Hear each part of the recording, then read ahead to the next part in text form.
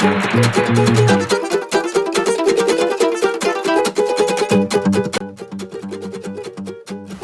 selamat pagi sahabat Ismer and Friend. Kita ketemu lagi ya hari ini di tempatnya Pak Dodit. Siapa sih kalau orang Banyumas itu tidak mengenal Pak Dodit? Beliau ini salah satu yang dalam tanda kutip melegenda yang ada di Banyumas. Banyak sekali produk-produk hasil dari kreativitasnya Pak Dodit sendiri untuk kemajuan Banyumas, begitu ya. Tadi Om Andi sudah membuka dengan segala macam sisi-sisi dari rumahnya Pak Dodit. Tapi yang pasti jangan lupa ya, kita ingatkan lagi untuk Anda, kita harus tetap mengikuti anjuran pemerintah untuk tetap memakai masker ya. Jadi kita di saat ngobrol pun kita tetap memakai masker, kemudian jaga jarak ya. Kemudian tadi saya masuk ke sini juga sudah mencuci dengan hand sanitizer. Tetap jaga kesehatan, kita dukung upaya pemerintah untuk menghilangkan COVID-19. Oke, kita kembali lagi nih, kita ngobrol-ngobrol ke Pak Dodit. Pak Dodit, saya sangat tersanjung ini bisa ngobrol dekat dengan seorang Dodit legendaris yang ada di Banyumas. Banyak sekali produk, salah satunya mungkin yang selalu diingat dan sampai ke pelosok adalah Better Banyumas, Banyumas Better. Sebenarnya seperti apa Pak Dodit sendiri untuk memajukan Banyumas ini, bisa melihatnya dari sisi mana Pak? Iya, pertama mesti harus diralat ya. Saya bukan apa-apa. Ya, biasa sajalah seperti Mbak Diana, seperti Mas Andi, Merdeka, dan seperti warga-warga Banyumas yang lain ya.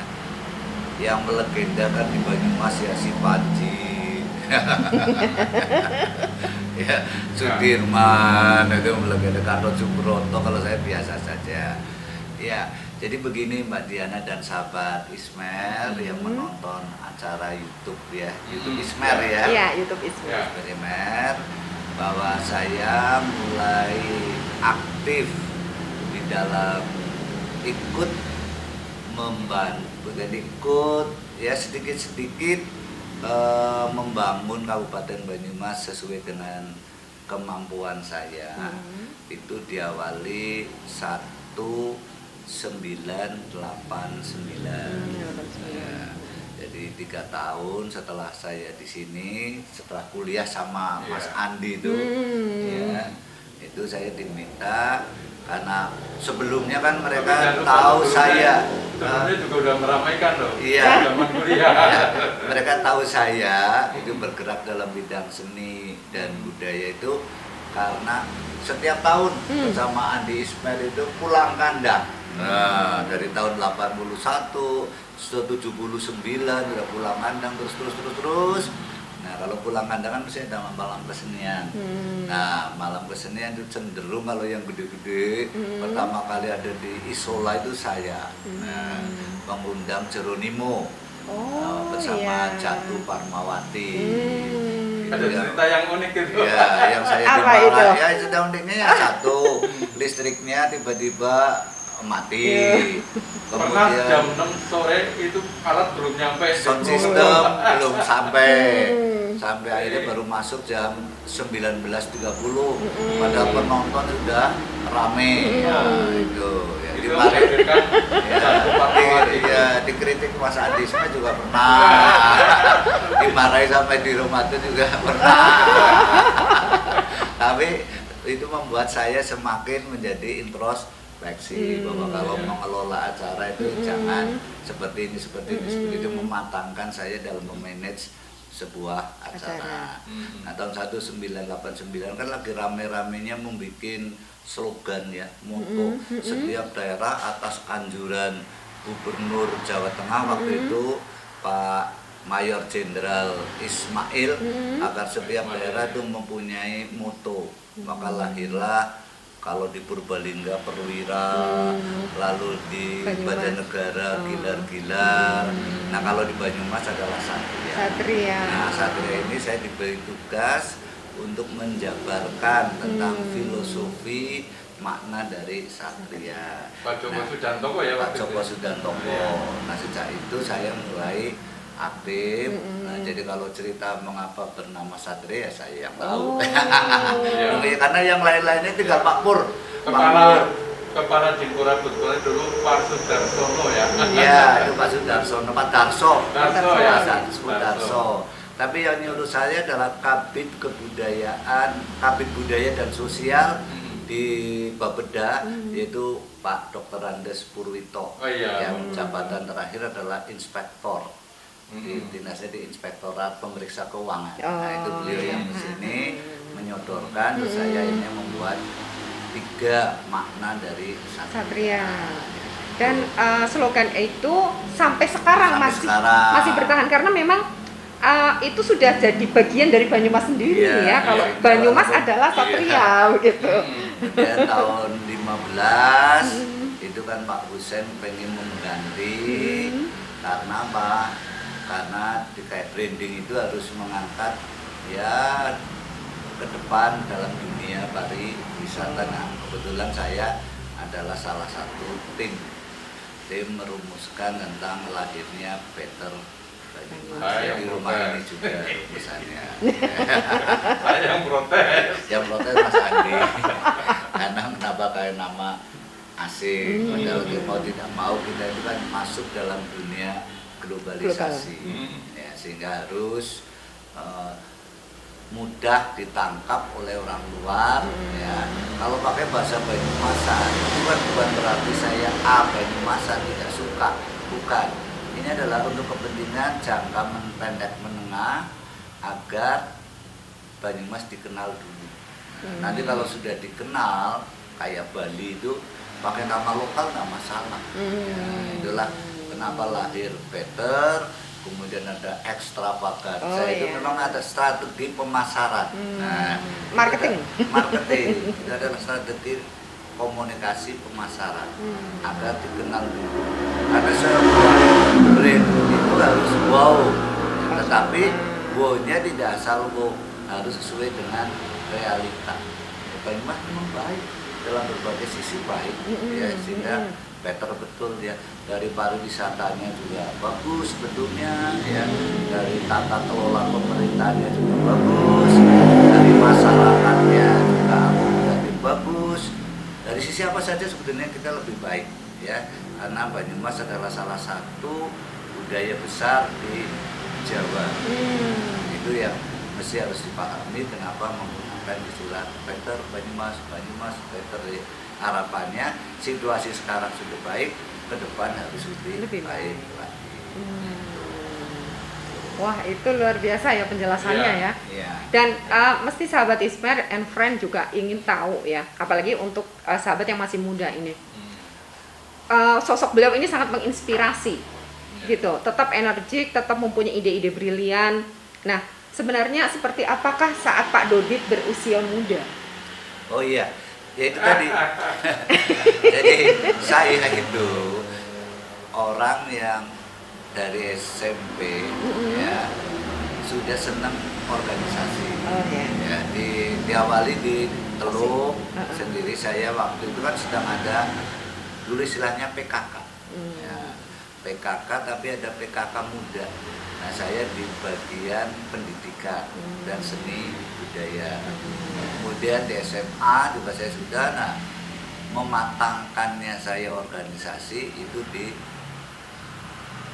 Yogyakarta dengan aktif berbagai kegiatan baik di intra kampus maupun di ekstra kampus. Bahkan saya pernah juga loh nih ya Mas Andi sama Guru Soekarno Putro. Jadi yang mengilhami saya kenapa kalau pentas saya mesti glamor. Karena pernah bareng sama Suaka Andika. Saya jadi ingat gelas endol. Ya, ya itu. Ada juga aktor seperti itu di Jogja. Iya. Ada yang mengilhami itu memang saya itu. Jadi kalau mengemas acara mesti glamor karena tontonan itu harus glamor. Iya, ya. Ya wayang wong sendiri ya. Walaupun itu seni tradisi kan glamor, bajunya, lip-lip. Ketoprak sendiri juga begitu. Makanya Mas Dodi dikenalnya mahal kalau soal. Iya. Iya ya. Jadi harus glamor. Iya. Ya. Itu saya memang terinspirasi karena pernah bareng sama suara Maharaga. Betul Sehingga betul. ketika di Jogja juga ikut Los Endo, ya suara Mardikanya Jogja. Pak Hadi tahu betul itu. Nah itu loh itu. Gitu ya. Jadi diawali dari mahasiswa ya dulu. Ya mulai dari Dari SMA. SMA ya. Yang mulai aktif terjun di seni itu ya SMA.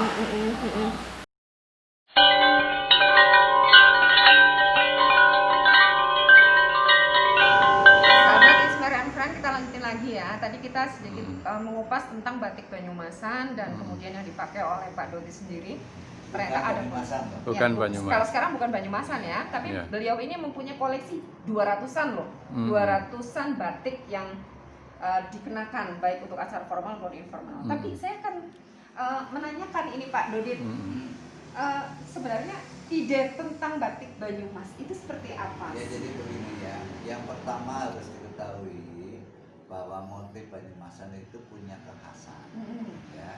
Tapi kalau sejarah lahirnya batik Banyumas yang ada di Banyumas pasti tidak lepas dengan keberadaan batik dalam tanda petik Jawa secara umum. Yang membedakan adalah corak atau motifnya. Nah, motif batik Banyumasan itu sesuai dengan kultur wong Banyumas, yaitu agraris. Ya. Sehingga motif-motif Banyumas itu adalah motif-motif yang berkaitan dengan dunia agraris. Tumbuh-tumbuhan yang sering ditemukan di dunia agraris, binatang yang sering ditemukan di dunia agraris, bahkan coletan-coletannya juga menggambarkan coletan-coletan agraris. Pasti warnanya coletannya hijau, kalau enggak merah. Nanti saya kasih contoh, ya, kasih contoh coletan-coletan.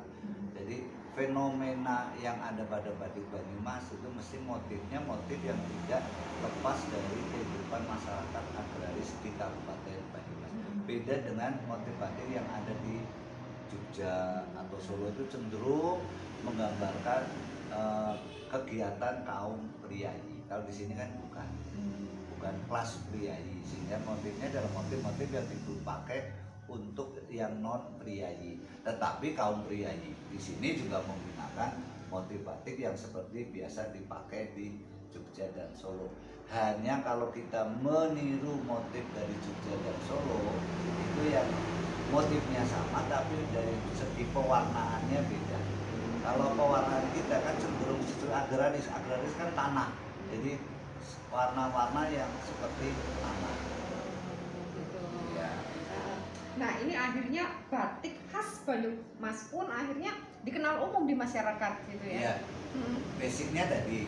Ya, tapi kalau kepentingan pasar, sekarang batik Banyumasan melakukan inovasi. Ya, pewarnaannya juga tidak mesti harus warna agraris ya, tapi coraknya tetap agraris. Lumbon misalnya ya, lumbon ada yang ungu, ada yang biru, ada yang merah, tidak lagi lumbon seperti agraris yang gelap kayak tanah. Itu tuntutan pasar. Tapi desainnya tetap desain khas Banyumasan, hanya dari sisi pewarnaan yang tidak lagi menganut prinsip agraris. Ya. Nah, yang pasti kita pun sebagai masyarakat Banyumas tetap bangga dengan apa yang ada di Banyumas. Salah satunya adalah batik Banyumas yang bisa kita pakai dalam segala suasana. Ya, bukan hanya acara formal, tapi untuk acara santai pun bisa kita pakai. Nah, kita akan melihat nih ya, apa saja sih koleksi Pak Dodit soal batik-batiknya beliau, karena bisa jadi nih beliau ini salah satu duta batik yang ada di Banyumas. Ya, dengan 200 koleksi yang beliau miliki, beliau ini bisa jadi duta batik. Yuk kita intip. Sahabat Ismer and Friend, kita lanjutin lagi ya. Tadi kita sedikit mengupas tentang batik Banyumasan dan kemudian yang dipakai oleh Pak Dodi sendiri. Ternyata ada Banyumasan, bukan Banyumas. Kalau sekarang bukan Banyumasan ya, tapi beliau ini mempunyai koleksi 200-an loh. 200-an batik yang dikenakan baik untuk acara formal maupun informal. Tapi saya akan menanyakan ini Pak Dodit. Sebenarnya ide tentang batik Banyumas itu seperti apa? Ya jadi begini ya, yang pertama harus diketahui bahwa motif Banyumasan itu punya kekhasan. Ya.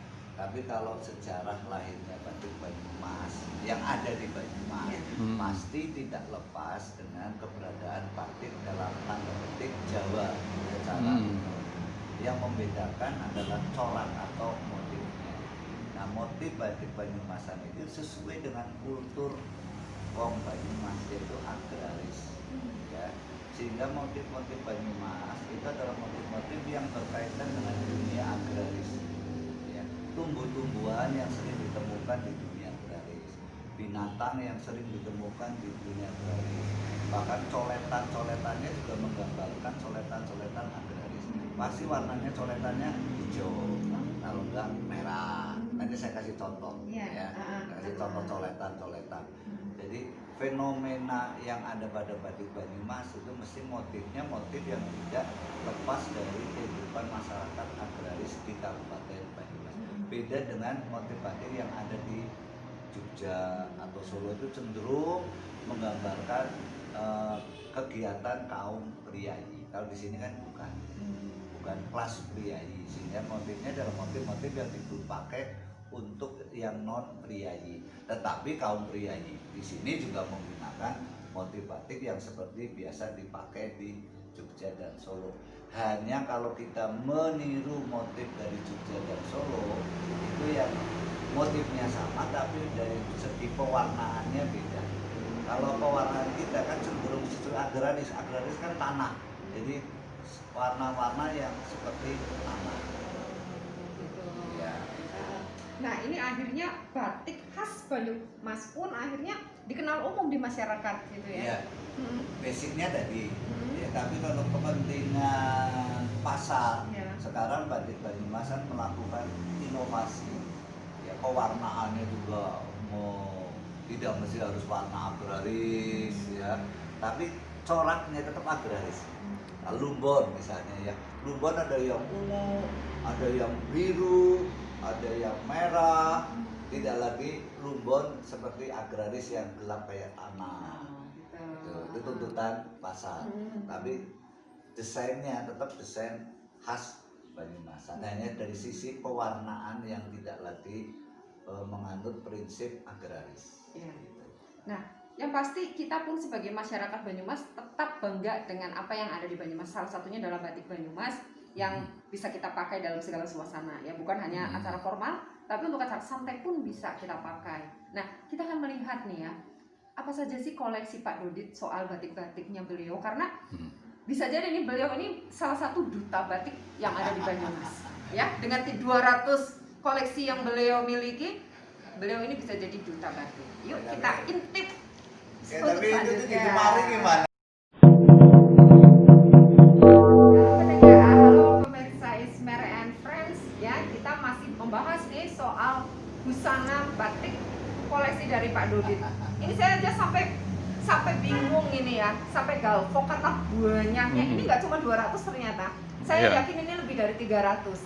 Karena dengan hitungan setiap hari dipakai 1 kali dalam setahun. Padahal ini bisa 3 tahun aja belum dipakai ya. Nah, ini adalah yang berikutnya koleksi dari jasnya Pak Dodit.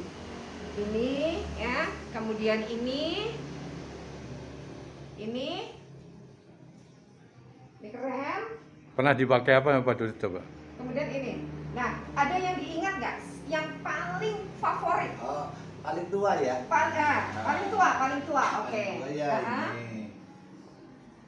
Oh, paling tua ini. Apa? Kenapa Pak ini paling tua? Ini kan Ada ceritanya? Ya, ini karena orang tua. Oh, punya orang tua ya. Iya. Ini masih dalam bentuk kain. Nah, ini kalau ini tulis semua. Oh, ini tulis semua. Ya, ini kalau jalangan panjang itu rata-rata tulis. Oh iya ya. Ini tulis semua. Oh iya ya. Ini yang sering sekali dibenarkan ya. Habis semuanya kan ini kalau lomba-lomba pada pinjam sini semua. Ternyata, nah itu dia baru tahu. Jadi untuk pemirsa Lomba ya. batik itu untuk rata-rata anak-anak pinjam sini. Oh. Berarti ini invest. Ya. Ini invest ya. Tapi orang bayaran. Oh. Ini sayang banget ya. Padahal saya yakin batik tulis itu pasti ada harganya. Harganya banyak. Iya. Bisa diceritakan Pak alasan dari Pak Dodit sendiri kenapa Pak Dodit mencintai batik? Ya, pertama batik itu punya filosofi ya. Ada pesan yang ini yang Banyumasan ya. Ini misalnya ini namanya Banyumasan, ini colet. Ini coletnya kan tetap hijau. Oh ya, ini colet hijau ya. Nah, hijau, colet hijau. Warnanya kan kayak warna Tanah, ya? Ya. Nah, kalau ini yang sudah ini kan juga Banyumasan juga. Ini kan juga warna tanah. Ini yang sudah, ini juga Banyumasan, tapi semuanya warnanya sudah. Nah, ini yang udah dikasih warna Modifikasi. Warna-warna ya sesuai dengan tuntutan masyarakat. Jadi ada filosofinya, yang penting ada filosofinya itu. Ya. Sehingga harus kita ingat agar perilaku kita ya sesuai dengan filosofi itu aja. Dan siapa lagi kalau tidak kita yang mencintai produknya sendiri. Iya. Oke, rupanya udah banyak yang kita dapat dari Mas Dodit, meskipun masih banyak lagi sebenarnya yang pengen kita bongkar dari profil Mas Dodit ini. Karena waktu terus berjalan, beliau juga terus tetap berjalan sehat ya Mas Dodit. Iya. Mudah-mudahan. Dan jam 12 nanti ada ujian akhir semester. Iya. Online. Ini masih mikir lagi masalah kampus kan. Iya. Jadi sampai di sini perjumpaan kita, Ya. sahabat Ismer, saya dan Diana. Tetap Mohon semangat, maaf, tetap tetap semangat. jaga kesehatan, pakai masker, cuci tangan, jaga jarak. Ya, Mas Dodit, Ya, terima kasih. Matur nuwun. Ya. Semoga YouTube Ismer. Ismer banyak yang follower. Amin, amin. Ya, amin.